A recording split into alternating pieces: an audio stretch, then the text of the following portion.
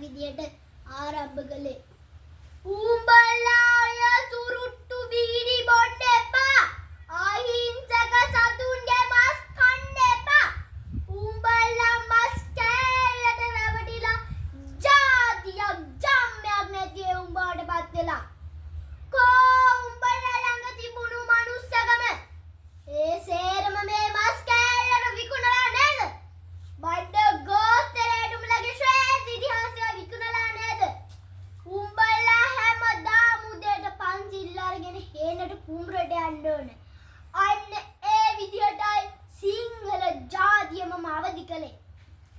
මේ රට තුළ කෘෂිකර්මාන්තය පමණක් කළා මදි නිසායි සිංහල තරුණයෝ මම වෙනත් රටවල් වලට යවලා වෙනත් කර්මාන්තවල පුරුදු පුහුණු කෙරෙව්වේ. ඒ සඳහා මං තේවත් තබා මිලදී ගත්තා. මම මේ විදිහට වැඩපිළිවෙල කරගෙන යද්දී මට විරුද්ධව පත්තරවල ලිපි ලියන්න ගත්තා. ඒත් මං කරගෙන ගියපු වැඩපිළිවෙල නතර කරේ නැහැ. පාර සුද්දන්ට කත් අදින කළු සුද්දන්ට පේන්න මං සිංහල බෞද්ධයා නමින් පුවත්පතක් ආරම්භ කළා.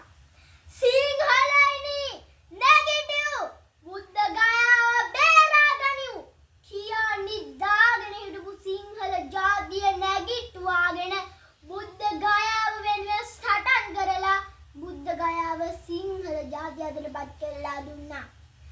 වසර 40කට ආසන්න කාලයක් ජාතිය අවදි කරමින් මාගේ යුතුයකම හා වගකීම ඉටු කරමින් අවසාන කාලයේ මාගේ ජීවිත ශාසනයට පූජා කිරීම සඳහා බාරණැස ඉසිපතනයට ගොස් මහණදම් පිරුවා.